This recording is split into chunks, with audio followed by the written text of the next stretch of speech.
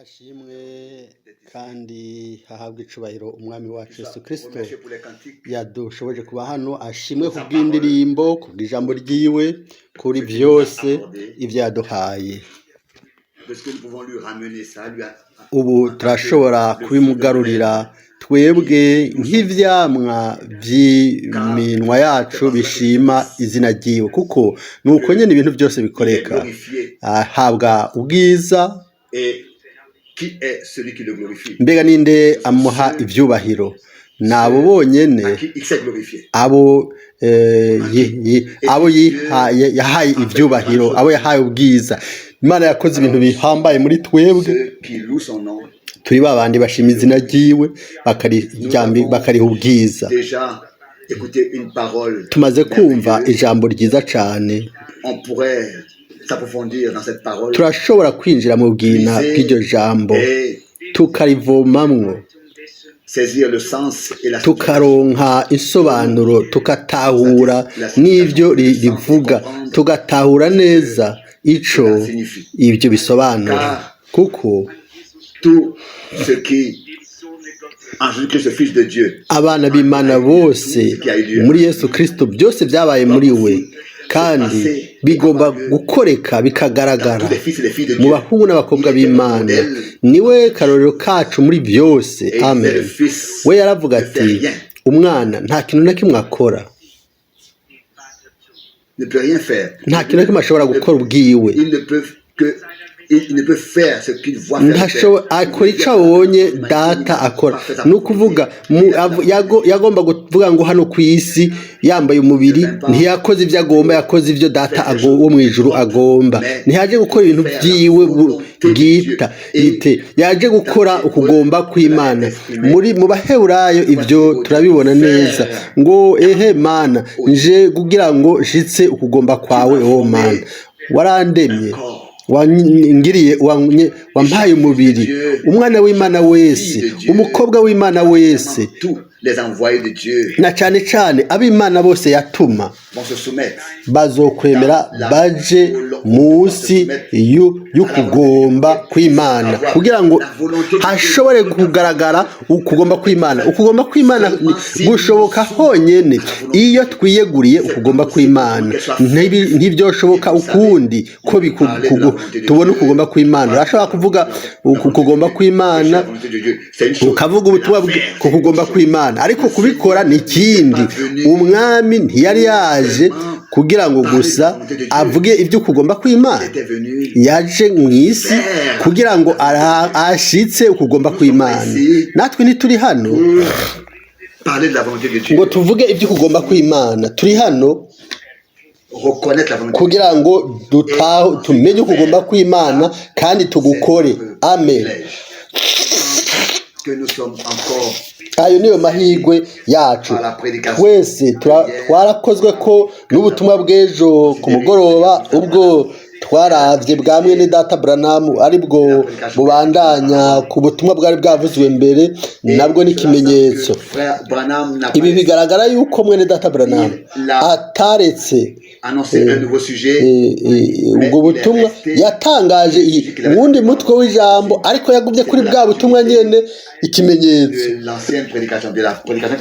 Kwari kubandanya bw'ubutumwa yari yavuze mu gitondo bwitwa ikimenyetso. Imbere yuko twinjira mu bwo butumwa, nagomba kuza kuri no jambo twasomye, nk'ijambo ry'intangamarara, iryo twasomewe hano. Haravugwa muri Yohana 5:22, data ntawe acira urubanza n'umwe, ariko iby'amateka yabishize mu biganza by'umwana, kugira ngo bose bashobore kubaha umwana nk'uko bubaha se. Mpindukije urupapuro rumwe muri Bibiliya, muri kino kigabane nyene, ndasoma umurongo wa 41. Singomba gushimwa n'abantu, sinemera ibyubahiro by'abantu. Mu Kidagi hano umwami wacu yaravuze afin que tous honorent le Fils kugira ngo bose bubahe umwana nk'uko bubaha data. Maze ahandi hano hepfo aca aravuga ngo si ngomba gushimwa n'abantu, si ngomba ibyubahiro by'abantu. Mbega iyi mirongo ikubwira iki wowe nanje? Abo bose bonyine bashobora kumubona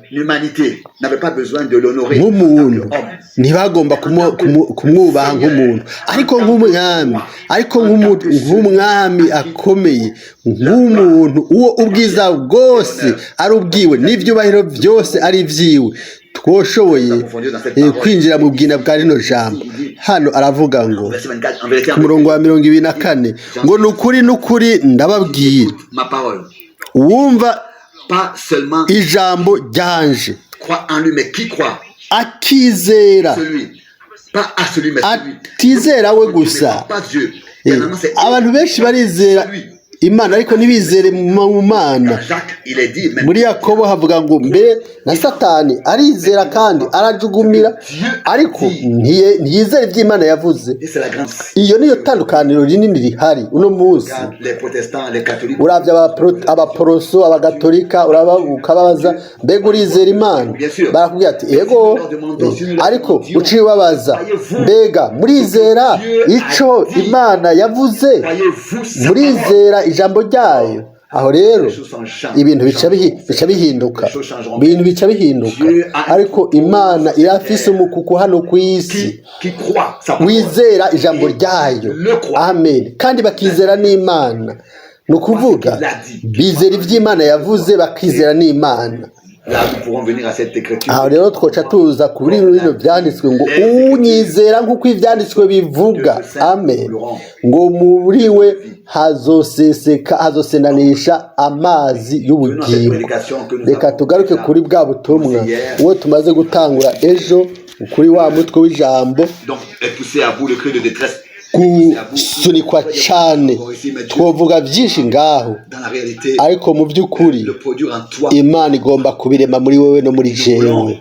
Turagomba kureka akanwa k'uwo Imana yagenye ibyo bishobore kuvugwa, kuko nawe ubwiwe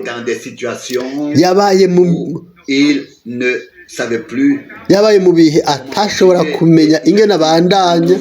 Kera yaravuga ngo mu myaka ya nyuma 5 yavuze ati sinari nzi ico ndi bukore, ati nari mu gatengo k'umutima. Twese twoshobora kwibaza ingene abakozi b'Imana se sortent de leur manche de veste la réponse de l'Éternel. Non, personne n'a eu la réponse. Nta muntu yironderera inyishu y'Imana akayironka neza. Abakozi bayo bose baca mu nzira zigoye kugira ngo bashobore gutahura neza abandi. Mbere y'umwami nabivuze uko yuko ashobore kudutabara kugira ngo dushobore kubohora ku isi igitegerezwa kubohorwa, tubohe n'igitegerezwa kubohwa. Hano turashaca twibuka bino byanditswe byo mu ijambo ry'Imana. Ndizera ko twese tuca tubona yuko abantu bagomba kubohoka, inkomezi z'umwiza nazo zikabohwa. Amen. Imana muri ibyo byose ishobore kongeraho imigisha yayo no gutsinda kwayo. Umwami wenyine ubwiwe yashobora kuvuga ngo umwana ntaco ashobora gukora kiretse akibonye data agikora.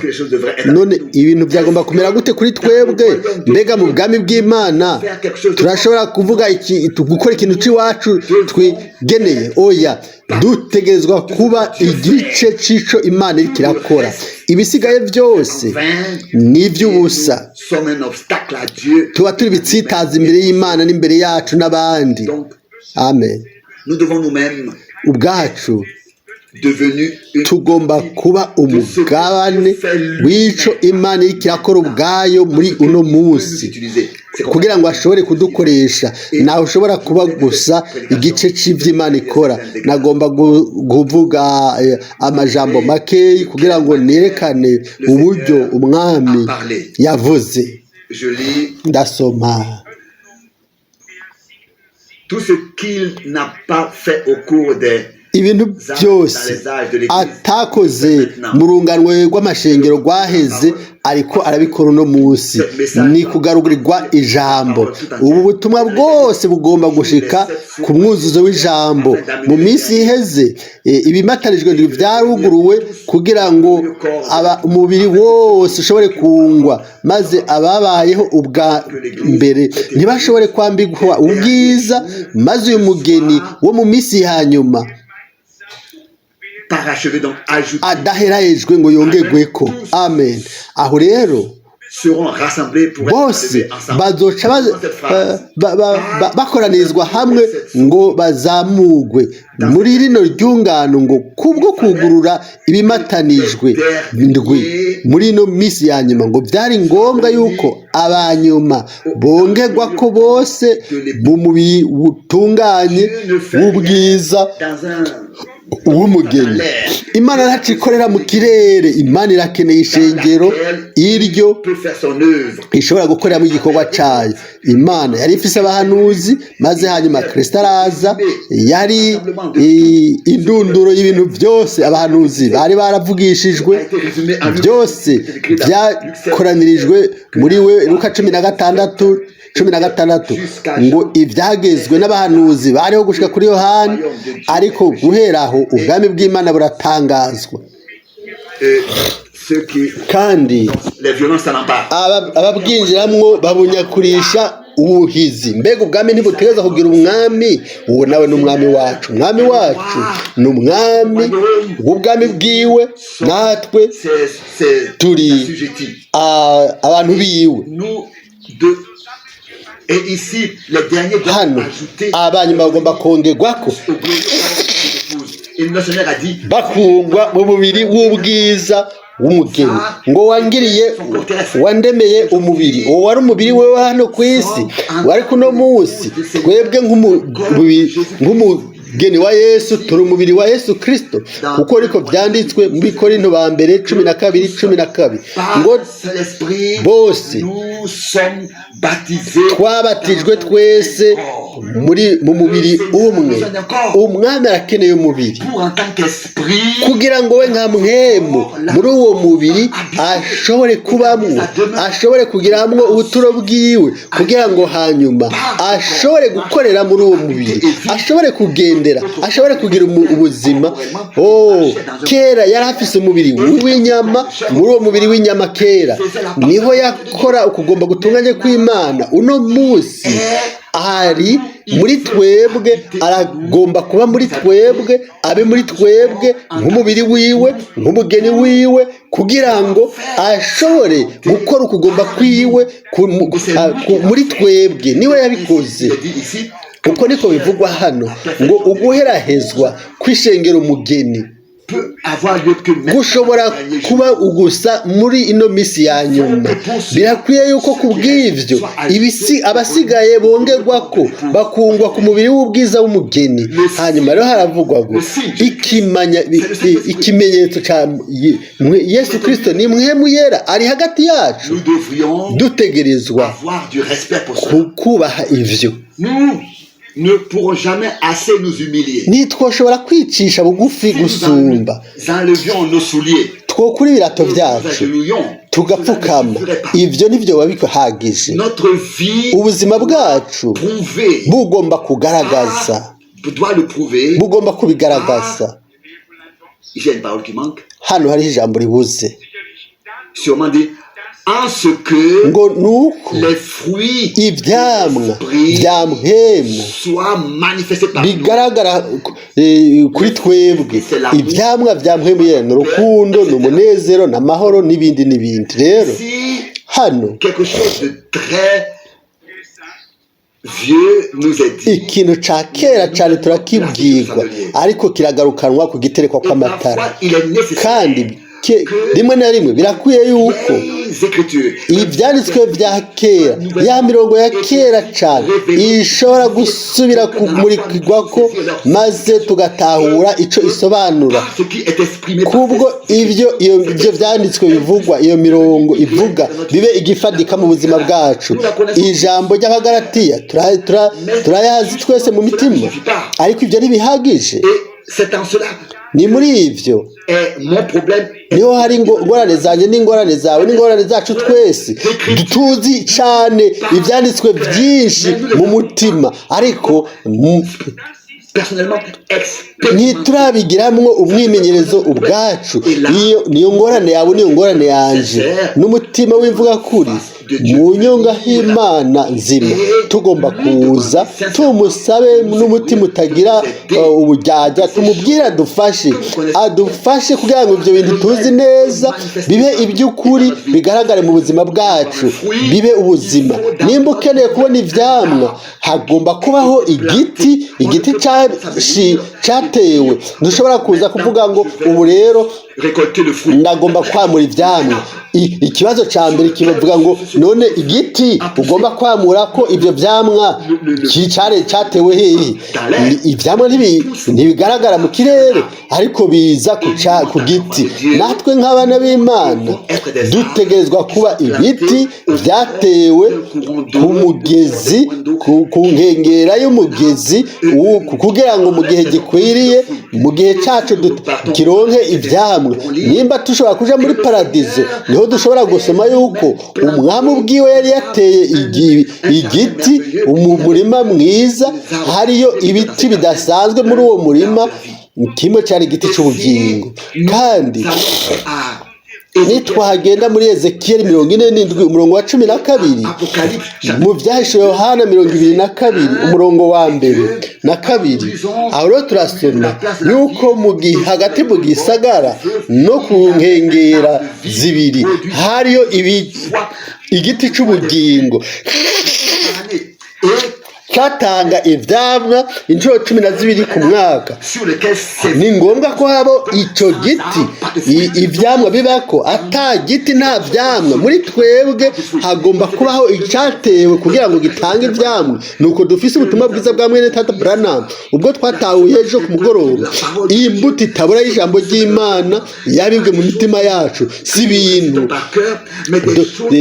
tuvuga ku mutwe ariko bigomba kuba umugabane ubuzima bwacu kubw'ubuntu bw'Imana ivyamwa bigomba kuba ibigaragara ariko ntibishobora kuba ibigaragara atakintu cabibiki atace igiti cyateye hanyuma kikamera hanyuma kigakura ndizera yuko Imana muri kino gihe cyacu yashoboye kubiba cyane ijambo ryayo amen kandi neza uko iyo mbuto yaguye mu murima mwiza ikintu c'Imana rero kica kikora muri twebwe kikama ivyamwa mu bigaratiya turasoma ayo majambo azwi ngo ngibi ibikorwa by'akameremere k'umubiri bihagaragara nabyo biragaragara ubusambanyi n'ubuhumane n'indagu gutongana n'ishari n'ibice n'ukwifuza kudandahirwa n'ibindi bisa nk'ibyo ibyo ndabibabwira nk'uko namaze kubibabwira abakora ibisa n'ibyo ntibazoragwa ubwami bw'ijuru n'abigaratiya 5:19-21 ariko twashaka kuvuga ngo yego kimwe muri ibyo ntacyo nakoze yego hariho kimwe muri ibyo utakoze ukaba wakoze ibindi 10 rero hano byose biranditswe mu kanya kamwe envie, ignominie, etc. igono, kuboregwa, kudandahirwa, gutongana. Maze ku murongo wa 22 ariko ibyamwa bya mpwemu yera ni urukundo, ni umunezero, ni amahoro, ni ukwihangana, ni ukugira neza, ingeso nziza, kuba umwizigirwa, ubugwaneza, ukwirinda. Ibimeze bityo nta byagezwe bibibuza. Abari muri Yesu Kristo barabambye, abari muri Kristo Yesu barabambye akameremere k'umubiri n'ibyo gahahamiye. Hano ibyamwa byo akameremere k'umubiri biravugwa. Mwene Data Branham hano aravuga ngo n'ibyamwa bya mpwemu nabyo biravugwa. Muri buno butumwa aravuga ati rero ntibikwiye yuko twokura ibirato tugapfukama. Ubuzima bwacu nibugaragaze kubw'ibyamwa bya mpwemu bigaragaza. Ibyamwa bya mpwemu ni urukundo, ni umunezero, ni amahoro n'ibindi. Rero mu ncamake bino bivugwa ko ibintu byose by'Imana bigomba kuba bifatika.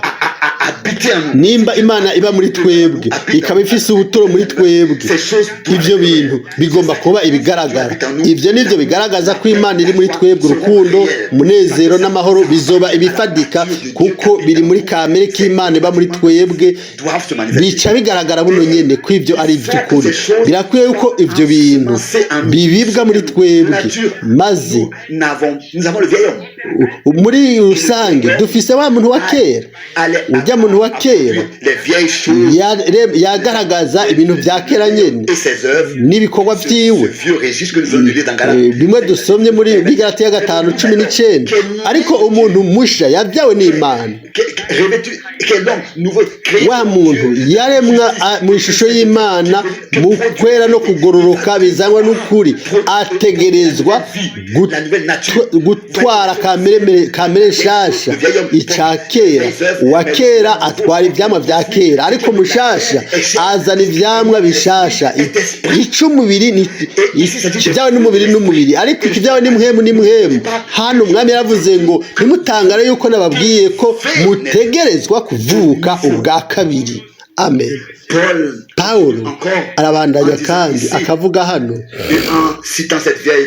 ariko aravuga ano majambo yo mu Efeso 4, ariko abwira hano abizera guhera ku murongo wa 22 par rapport à votre vie qui se corrompt, kubabwira ku by'ingeso zanyu za kera, ngo mwiyambure wa muntu wa kera abozwa n'ukwifuza k'uruhendo, mugahinduka basha mu mpwemu y'ubwenge bwanyu. Amen.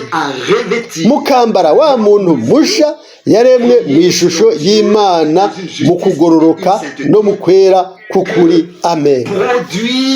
Amen. Amen. Amen.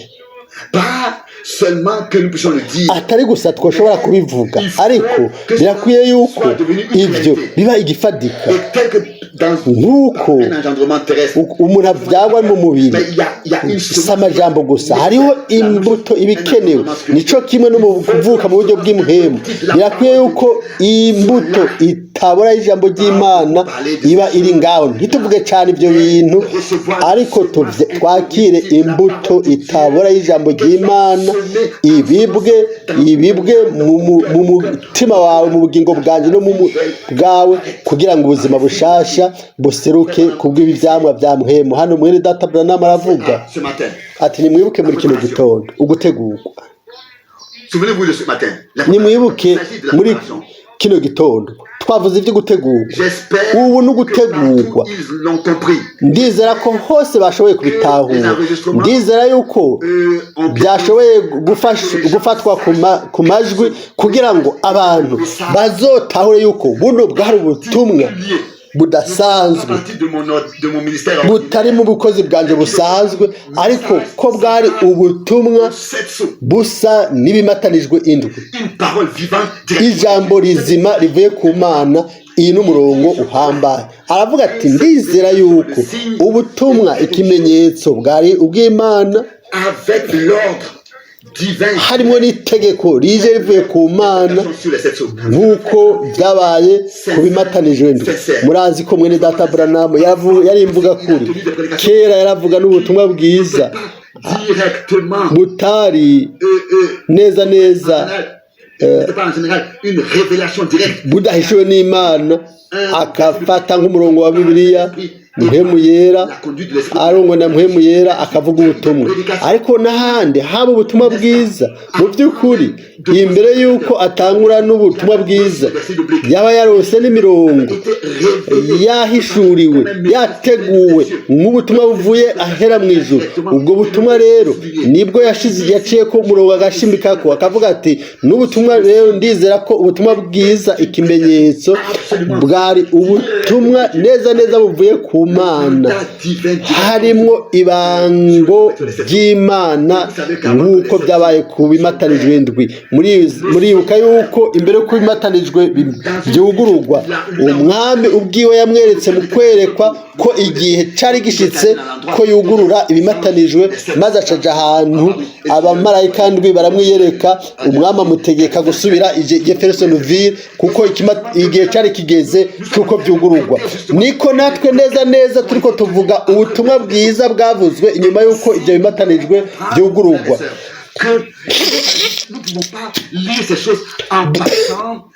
Dutahure bene data n'abashiki bantu, ntitwibaze ngo twosoma imirenzako kumbure ngo byaba byabaye byinshi, ariko sindavyibaza. Ndizera yuko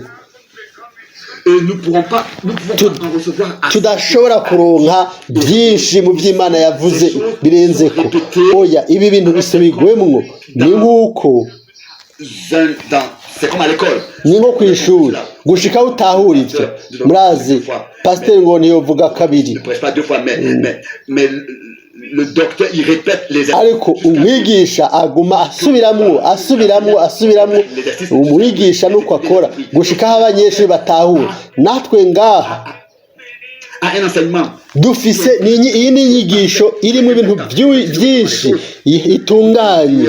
Tugomba kuvuga nk'uko Petero yabivuze kera ngo niyubara kugira ngo ndabisubiremwe naho mubizi mukaba mwashikamye mu kuri mubayemo.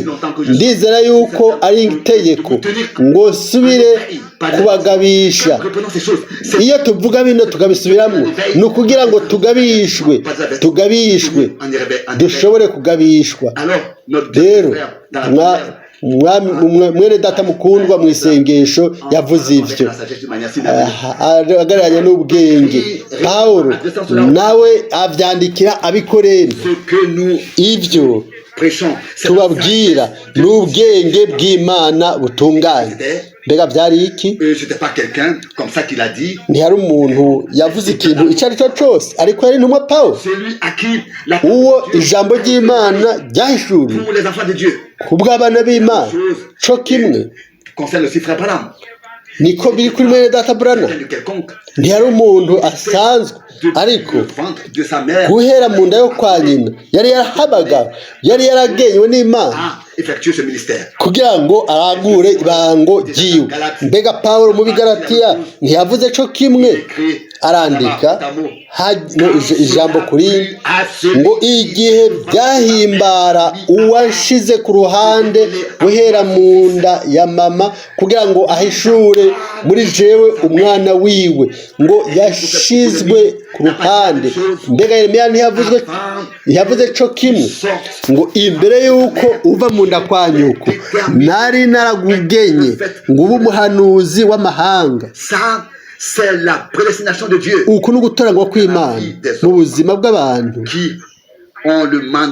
abafise ibanga ryo gutwara ubutumwa budasanzwe bahereza abantu b'Imana.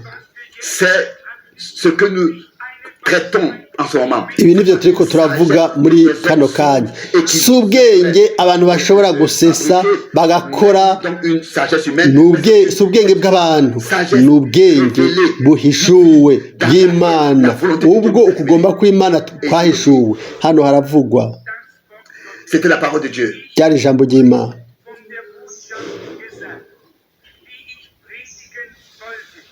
Je voulais parler de ce message que je voulais prêcher depuis longtemps. nababwiye buno butumwa ko nzobuvuga guhera kera, ariko ngubu rero bwagomba gukurikira ibimenyetso indwi. Bwagomba reka ndababaza ikibazo, kubera iki buno butumwa bw'inkomezi n'umutwe w'ijambo ngo ikimenyetso bwagomba gukurikira ukugurura ibi bimenyetso?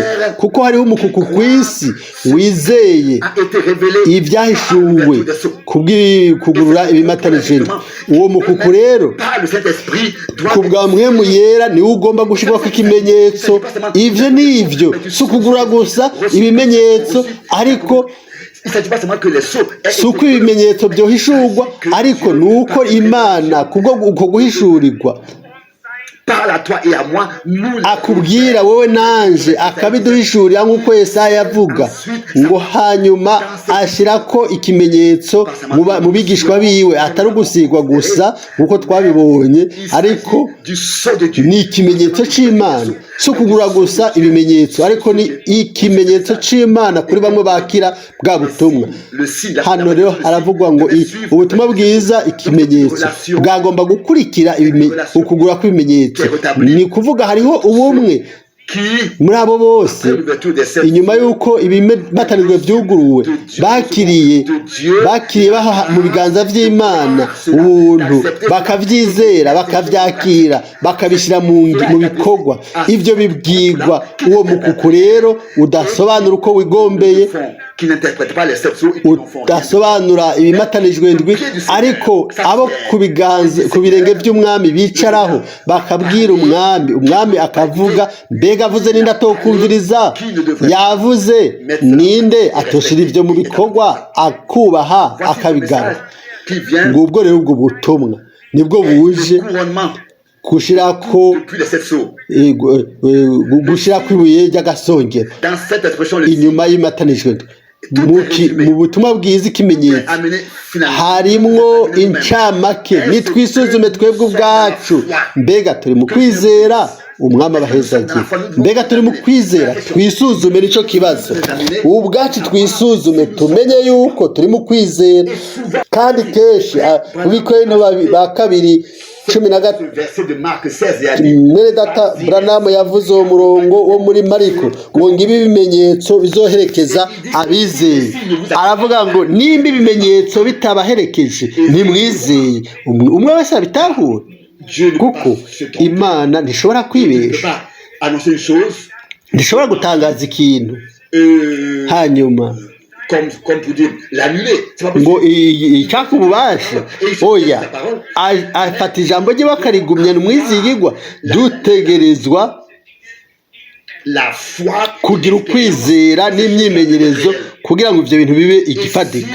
Kandi Mwene Data Branham yarose ubwo butumwa bwiza buhishuwe na Mwemu Yera, avuga ku kimenyetso. Si ukugira ngo adushire mu kaga twihebure, oya, ni ukugira ngo mu mubabaro w'imbere Imana ishobore gusoza ibyo yasezeranye. Murazi ko hariho umuntu ashobora kwihebura atagira ibyizigiro, akaja mu gukekeranya, aho biba birangiye. Ariko Mwene Data Branham hano avuga ukwiheba n'akamo ko gutabaza. Si ukuvuga ko ari ukwiheba atavyizigira, atakwizigira, ibintu bica bitwara kwiyahura. Oya, ni ukwiheba bifatanye n'amasezerano y'Imana no kwizera gusohoza iby'Imana yasezeranye. Biratandukanye cyane. Mbega iyo duhuye n'umuntu yayihebuye, atagira icyizero na kimwe, umuntu ari mu gatengo yihebuye, ariko mu mutima wiwe afise ibyizigiro bizima. Mbega byari bimeze gute ku mwami wacu i Getsemane? Yari afise ukwiheba, yaravuze ati o mwami, iki gikombe bishoboka kindengana. Aringinga gushikaho icyuya ciwe cyabaye amaraso, ariko yarazi yashobora kuvuga musanga ngo no mubiri nzowuzura en 3 jours. mu minsi 3. C'était pas une prière seulement dans le désespoir. ntiyari amasengesho yo kwiheba gusa, ariko yari amasengesho azi yuko ibyo navyo bijanye n'igihe. Mu mugambi w'Imana harimo kuzuka kw'inyuma y'ivyo, nyuma yo kubambwa no guhambwa, Comme ce sera la résurrection glorieuse. ko hazoba ukuzuka k'ubwiza. Uko niko ndavyibaza, kandi nabona ubutumwa bwiza n'est pas la fin, si impera, ariko ni intango d'une puissante action. y'igikorwa gihambaye c'Imana. Igikorwa c'Imana ntigishoboka kiretse yuko Imana Nous est mis dans idushize ahantu ho mu gatengo tugasugumwa, nk'uko mwene data Pawulo avuga ngo formé en eux. habaye imibabaro yo kuramukwa, gutinda aho Kristo yubakwa muri twebwe. Dusoma ibyo byose tugomba gutahura ibyo ari byo ku Mana, si ugusoma gusa, ariko imbere y'Imana inyuma yuko huguruwe ibimatanijwe ndwi, ni ukubwira ba bandi bashinzwe ngo baronke ikimenyetso cya mpemu yera. Amen. Ibyanditswe byera biravuga ngo mwashizweho ikimenyetso gushika ku munsi wo gucungurwa. Agomba kuvuga ugucungurwa kw'imibiri yanyu. Ubugingo bwacu bwaracunguwe, bwarahinduwe, bwamaze guhindura, twamaze kugira ubwimenyerezo w'Imana mu bugingo bwacu, ariko imibiri nayo yacu irarindira guhindurwa, irarindira gucungurwa. Nico gituma ubwo butumwa bwiza bwose aravuga ngo muri iryo jambo ikimenyetso ni ikimenyetso ca nyuma y'uko tuba dutunganye, ni agasongero k'ibintu byose. Ikimenyetso nico kigaragaza ca nyuma y'uko Imana yakoze ibitunganye mu wizera wese yavutse ubwa kabiri, akaba yashizwe ku kimenyetso ca mpemu yera. Atagushirwa ikimenyetso ca mpemu yera nuko tunganye imbere y'Imana. Ni incamake y'ibintu byose muri Yesu Kristo, kuko muri we ibyanditswe byari by'imwisunga byarashikijwe, nta canditswe na kimwe cyasigaye kidasohoye. Uko niko bimeze uno munsi mw'ishengero umugeni mu mubiri wa Yesu Kristo. Iyi mirongo yose ya Bibiliya 100% itegerezwa gusohora, izosohora. Kandi hano haravugwa ngo dutegerezwa kuronka ako kamo tugasugumwa mu kaga. Reka nisome ubu rero, reka tuvuge kuri kino cigwa gusugumwa, gutaka. Muri rusange birakwiye yuko habaho ibintu bidasanzwe kugira ngo dushobore gusugumwa, kugira ngo dushobore gutaka, kugira ngo dushobore gutakambira Imana. Birababaje kubibuko, ariko umuntu arasuzugura cyane, afata ibintu minenegwe, arakeneye gusugumwa, agasugumirwa ahantu harazi ikintu kiga gusugumira ku ruhome aho utaka. Naho rero uca werekana icyo ufise muri wewe, ugashigwa muri ako kaga mu gutaka. Kandi ni muri iyo mbere y'akaga uca werekana icyo ufise muri wewe. Niyo wasugumwe cyane uca werekana ikigukoze. Icyo nico kintu muri rusange. Iyo utaka wihebuye mu gihe cy'akaga, mu bintu bitobaye, aho rero niho hari ikintu kica kikugaragaza. Twebwe ntituri mu kaga katagira ibyizigiro, ariko dufise ibyizigiro bizima. Turi ngaho nubwo twaba dufise umutima umenetse, uvumwe n'ibintu ducamwo, tugafatwa mpiri n'ivyo bintu bibi. Ubwo ariko bimeze kose, umwami yaje ngo abohore ababoshwe, maze kugira ngo bamaze kubohorwa bashobore gutsinda ibigeragezo, babifate mpiri, maze abo bose babaye imbohe z'ibibazo babidegemvye. Umwami umwami yavuze gute muri Yesaya 61 ngo yaraje kugira ngo atangarize ababoshwe ko babohowe, kugira ngo atangaze umunsi w'ubuntu w'uhoraho. Yesaya 61 umurongo wa mbere n'uwa kabiri. Rero nitwaba turi mu bihe bigoye tukabigumamwo, nitwobwira abandi ugucungurwa no kubohoka. Uko niko Imana yadushize ahantu ho mu kaga, aho dutaka,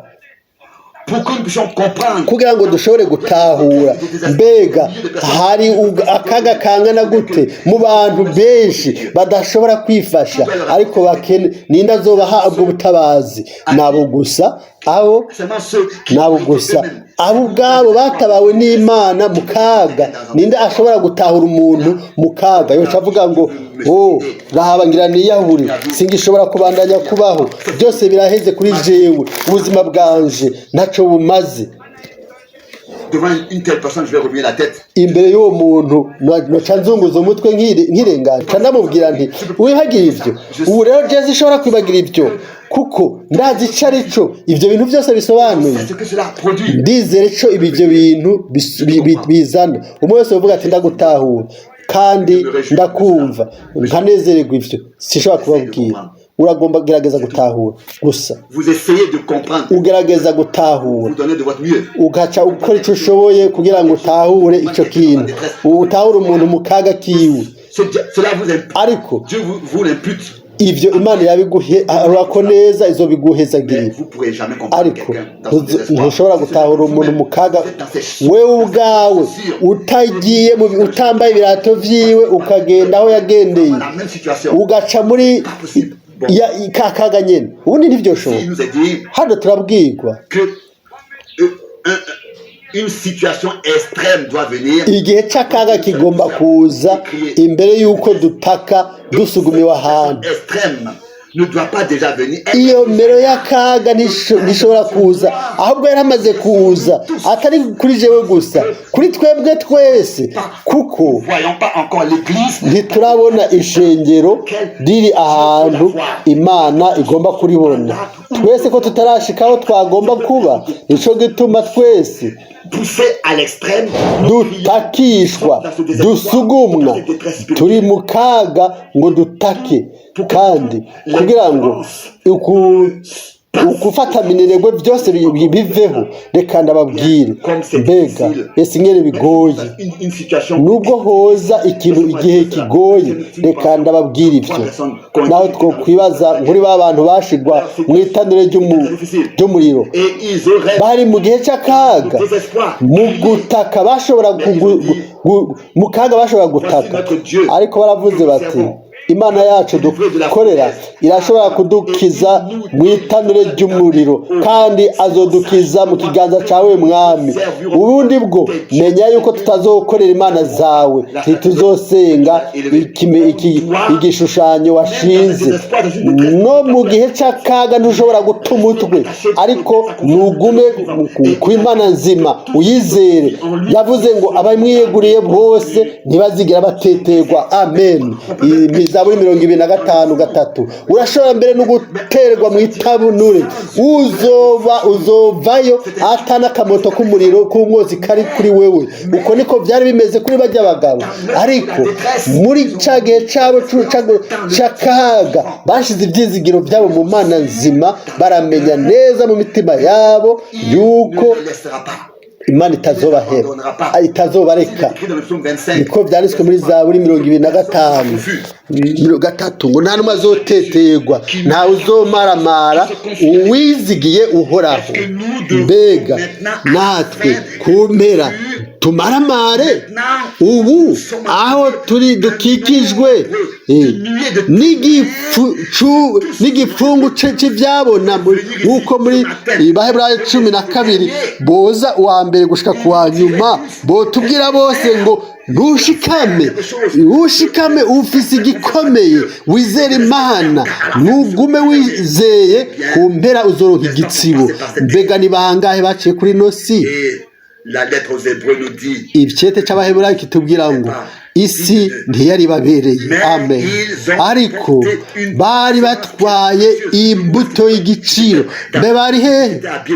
Bari bambaye isato z'intama z'impene, baba mu bihomoka. Nuko babaye hano ku isi, ariko uno munsi bari mu bwiza. Amen. Uno munsi bararindiriye uguherahezwa kw'ishengero umugeni. Uko niko vyanditswe mu Baheburayo ngo ntibashobora, twebwe tutarimwo, ngo bashikire ugutungana. Amen. Muri Kristo. Amen.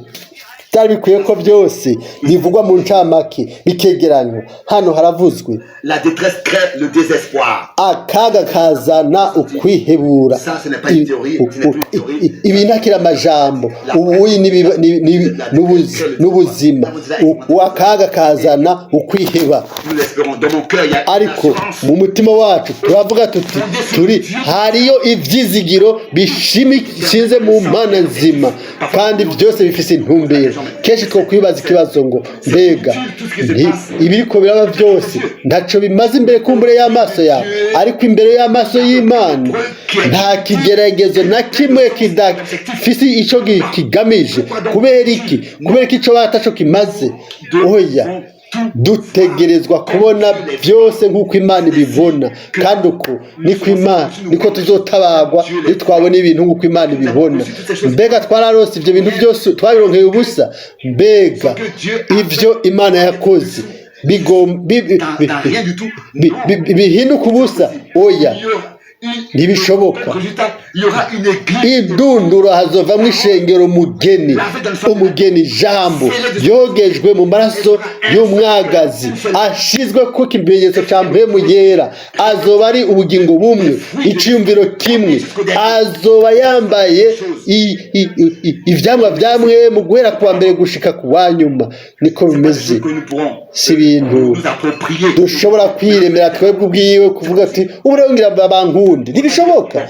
Ukavuga uti ubu rero jewe ngira mbe umuntu w'amahoro.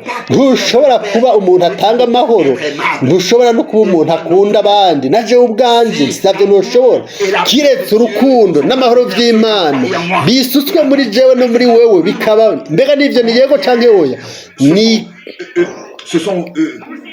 Ni bangahe bagombye kuba abantu bakundana, bakundwa, ariko baba amahoro, ariko ntibabishoboye kuko batarose amahoro y'Imana. Ni dufise amahoro y'Imana, dutanga amahoro atanga inkomezi dushizemo. Niko Pawulo avyandika. Muri we twaremwe turi umuntu mushasha atanga amahoro. Reka ndabisomere mu Baefeso 2 hano, Baefeso 2:15. Ubwase amaze kubuhinduza ubusa umubiri wiwe, nibwo byagezwe birimwa amabwirizwa ava mu byahishinzwe, kugira ngo muri we ya macakubiri ayaremeremo umuntu umwe musha ngwazane amahoro atyo. Wa muntu wa kera ntashobora kuvuga ngo nyanje bugufi, ngira mu muntu mwiza, ngira mu muntu akundwa, nzana amahoro. Ibyo byose urashobora kwibwira ngo ugira ubikore, ariko biri mu vyiyumviro, biraguruka nk'ibyo vyiyumviro byenye. Ngubugira nihangane, mbumugwa neza, ntibishoboka gusa bizanwa na mpemu yera. Uwo muntu musha niwe wegene azana amahoro umuntu musha. Ubu rero turatahura buhoro buhoro igituma hariho abantu benshi basigwa mpemu yera, ariko mu bugingo bwabo atari abantu bashasha baremwe gusha. Mwene Data Branham arabivuga. Iyo tusoma ubwo butumwa aravuga ngo bamwe barakoze akagwi kizera ubutatu, abandi ubumwe, bakabandanya guharira gutukana bamwe n'abandi. Akavuga ati igihe cyose muzaba mugitukana mwese babiri nta numwe araronka ikimenyetso. Urashobora kuba wifise mu mutwe wawe cyangwa mu nyigisho, ariko mu kuri no mu bifadika ntavyo fisi. Imana igomba kubiduha mu buzima bwa mbere, idushira ahantu ho mu kaga aho dutaka, maze tubwire Imana ati mbega mwami ko twarose ubutumwa, twaravutse ubwa kabiri, mbega turuzuye mpwemu yera canke sivyo, mbega narashizwe ku ikimenyetso. Nivyo tugomba kubaza, niyo ntumbere yabona ubutumwa bwiza inyuma y'ikimetenijwe, ibimatanijwe byuguruwe. Mbega vyotumara iki twomenya amabanga yose nk'uko Pawulo yavuga ngo numenye amabanga yose ntagira urukundo, noba ndi ikintu gisamirana. Ariko Imana ni nziza kuri twebwe, na twebwe ntiyaretse gusa ngo ihishure amabanga y'ibwina bwo mu mabanga yayo, ariko igomba ko tugira kamere kayo k'Imana, ubuzima bwayo bw'Imana, ubushobozi bwo kuzuka tubugiremo umugabane. Ibyo byose tubigiremo umugabane, ibyo byose bigomba kugaragara muri twebwe imbere y'izamurwa. Hano avuga ngo umuntu musha yararemwe muri twebwe atanga amahoro, ngo harahiriwe abatanga amahoro. Kandi aho hose naho hoba hari bihari, uwo muntu musha azozanaho amahoro. Ayo niyo kamere y'ubuzima bw'Imana muri abo bizera. Hano kandi ntiyananditswe ngo kugira ngo umuntu ngo areme umuntu umwe mushasha atanga amahoro, yiyuzuza n'Imana umwe n'uwundi mu mubiri umwe, kubwo umusaraba awuhinduza, akuraho amacakubiri. Amacakubiri yazanywe muri Edeni umuntu amaze kugwa. Ibyo twarabibonye kera ko abana b'Imana bose bashizwe muri aho hantu cyo kimwe ku musaraba igorogota. Amahoro n'ukuzura n'Imana n'imbabazi n'agakiza kuzuye muri Yesu Kristo umwami wacu ku bw'ubuntu bw'Imana byaragaragaye, twarabihawe kandi twakiye ako gakiza kuzuye muri Yesu Kristo. Hanyuma byaciye biba muri twebwe hariyo ikintu gishasha kizosubira kuremwa ku bw'ububasha bw'Imana. Ico kintu gishasha ni ubuzima bw'Imana ubwayo, ubuzima buri mu maraso, ubuzima bw'Imana ubwayo ubwari mu maraso y'Imana muri Yesu Kristo. Ubwo buzima nibwo bwagarutse ku ishengero ku bw'ugusukwa kwa mpwemu yera. Murazi ku munsi wa Pentekote ibyo bintu bibiri byari ngaho, hariho umuriro, hariho na mpwemu, kandi ibyo nabyo turabikeneye. Ibyo byose bibiri ku mpera y'ibihe. Imana yamaze kumbure kubimpa na hamwe, iragomba kubashira namwe muri icyo gihe cyo gutaka. Turi mu gihe cyo gutaka. Ikintu cyonyine tuba dufise ni ugutakira Imana, ni ukuborogera Imana. Ikibazo gikurikira ni iki: mbega Imana ishobora kutuzana gute muri icyo gihe cyo gutaka? Si gusa iyo dukora ikintu tugomba, ariko ndagomba yuko ukugomba kw'Imana kuranguka bimere nk'uko ndemeranya n'ivy'Imana ikora. Simvuge ngo ngombe bicanga ngomba biriya, oya, ndarindiriye kugira n'umutima wanje wose ushobore kuvuga ni mwami, simfise ukundi guhitamwo, nta yindi ngingo, ndi ngaha gusa kugira ngo mvuge nkora ugukomba kwawe kurangure gutunganya. Imana idufashe twese mu buzima, mu gutaka kwacu, mu bihe byacu by'akaga, ntidutakaze ibyizigiro bizima by'umwami wacu, ariko igihushanye igihe cyose ibyo byizigiro bibe byinshi, bibe bishikamye, dukore nk'uko Aburahamu yakoze. Ahantu hatari ibyizigiro tenu ferme. aho niho Là où yashikamye il n'y avait plus d'espoir. ahantu atabyizigiro byari biri yarashikamye ku ijambo ry'isezerano ry'Imana yari yamuhaye. Amasezerano y'Imana arashikamye ntanyiganyiga kuko umwami Yesu yashyize ko ikimenyetso n'amaraso yiwe imitumba yo hunga ariko uwizera azobona ibyo byasezeranywe. Twebwe nk'uko ibyanditswe bivuga Imana ni y'ukuri twakira ibyasezeranye maze kubw'umugeni kubw'umubiri wa Yesu Kristo irindi rimwe uguhishurwa kw'Imana mu bushobozi bwayo hano ku isi bishobore kubaho. Yesu kera yavuga ngo umwana ntacyo akora kiretse abonye data ariko aragikora. Turagomba natwe kuvuga cyo kimwe, tuvuge tuti mwami nutwereke intambwe ikurikira yo gukora, nutwereke aho dushira ikirenge, nuduhishura inzira tugomba gucamo, uduhe ijambo tugomba gutwara. Imana izobikora ku bw'ubuntu bwayo. Ni Imana yo kwizigirwa, Imana y'ukuri. Ntiyemera ko gusa duca mu gihe cy'akaga n'ibibazo n'ibigeragezo, iranabidusohoramwo. Mbega hari ubururu bungahe hano uno munsi twovugaho. Imana ishobore kuduhezagira twese, bane natwe twese ku bw'ubuntu bwayo. Amen.